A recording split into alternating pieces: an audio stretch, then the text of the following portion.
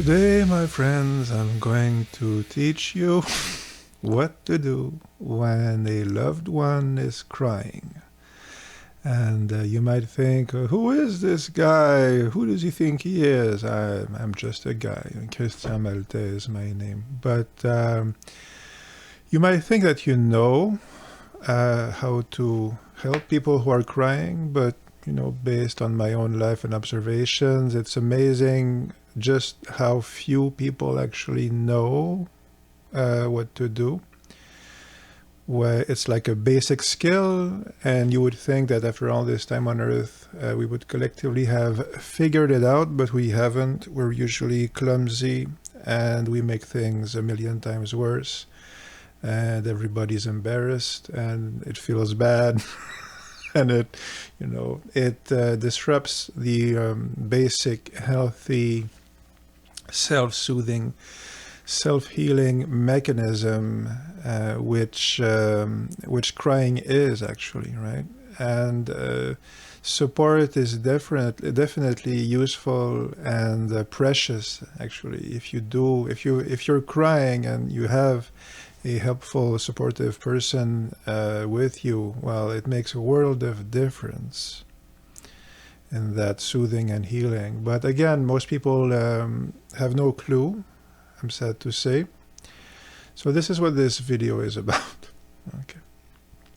The short version, if you don't want to watch the whole thing, the short version is you just need to be receptive and hold space for the person. That has a specific meaning, which is you need to be in your own body, and you need to be present to what is in front of you.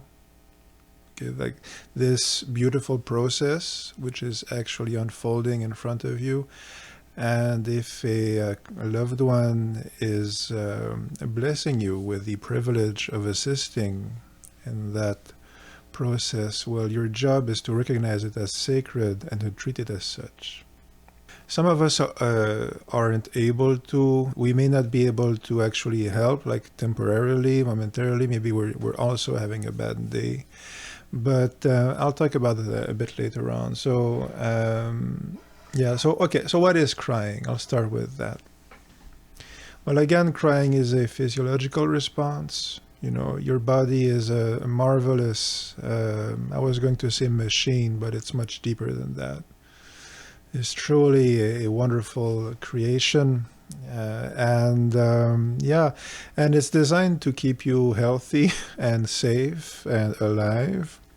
And when you're crying, it's actually a super good sign, usually, because this means that you are actually in the process of working through something, like physiologically. So if you've been through a difficult ordeal, which is usually what tears signify, like what they indicate, you've been through a hard time.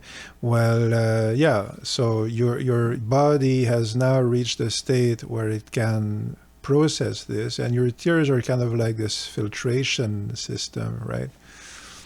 And when you've really had a good cry, usually you'll feel better afterwards, right? It really, clears the air.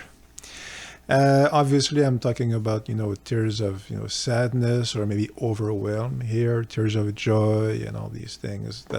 Or laughter, that's something else.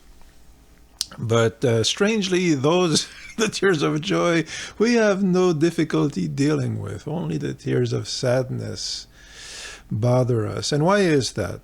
Okay, why do we have a hard time? Because it makes us feel uncomfortable. And why does it make us feel uncomfortable? Because our bodies feel threatened. Because our bodies are wonderful creations, and your body is trying to keep you safe, right? As we just said. And it's receiving the your loved one's grief or sadness as a threat, and usually that's because you have your own unprocessed grief. I would say it's a safe bet that it's almost always that. In fact, yeah, I would bet it's 100% that. Okay, but that's okay. I mean, we live in this world, and there's a tremendous ton of unprocessed grief all around. Some of it goes back a long way, many, a long time ago. So we're carrying all this grief, personal and collective, and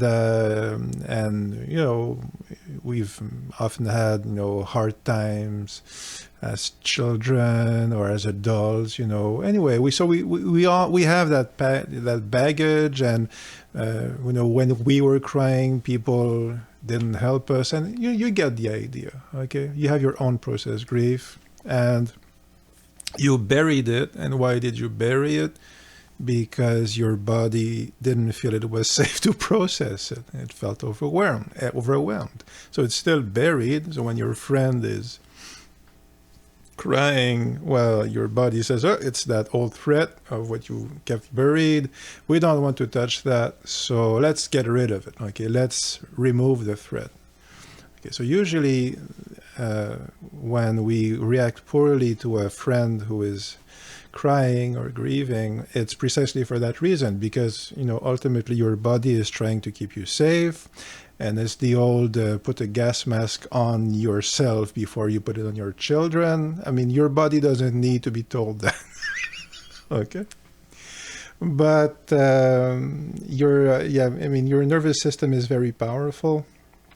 But there is a healthy way to tell it, that no, I am now going to be receptive to my friend's grief, even if I also feel uncomfortable.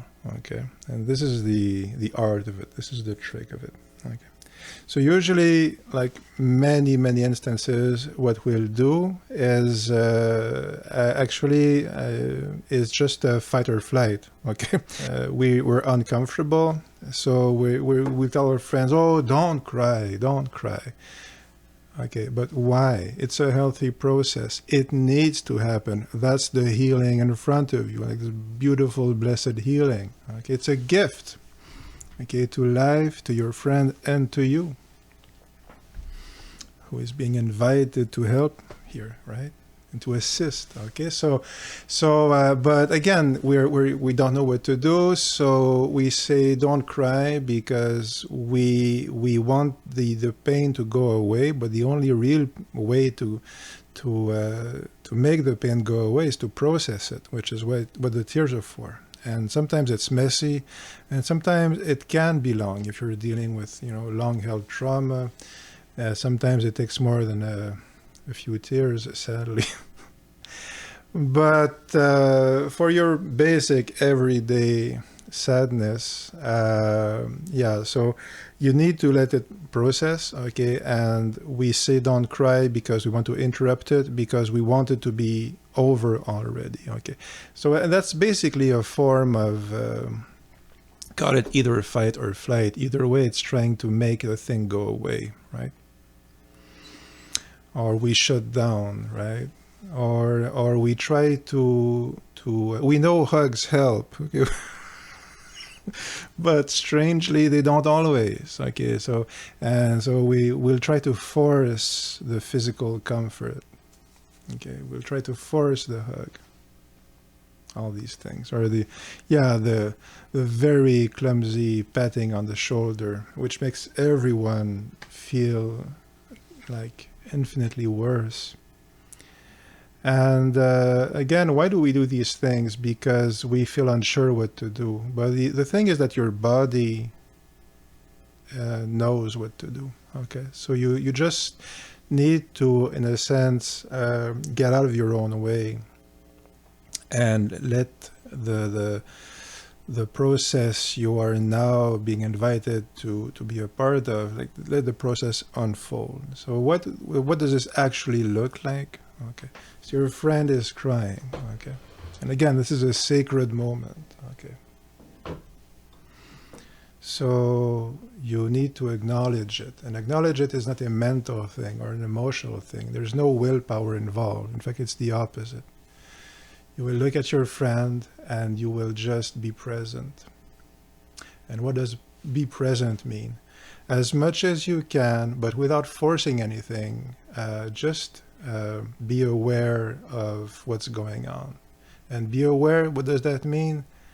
The least amount of effort you can imagine. It basically means, okay, this is what's happening, and I'm here. I'm not judging it. If I want to run away, that's okay. I let that be there. Okay. If my body is feeling tense and horrified, I let that be there. You see? Whatever is happening in your own body, you let it be there, because you're also soothing yourself at the same time, and this is how you do it. And that soothing of yourself, which you're doing by just allowing whatever sensation is there, that is what is, in essence, soothing, okay? Because it tells your nervous system, you are safe to process this. There is no pressure. There is no alligator about to eat you, right? You don't need to run away, okay? So you don't need to fight. You don't need to run away. You can let this natural process work itself out. So you're doing this with yourself as the soother of your friend, but you're doing this by just letting the sensations be there. And at the same time, okay, you're doing that for your friend. Okay, so you are just present.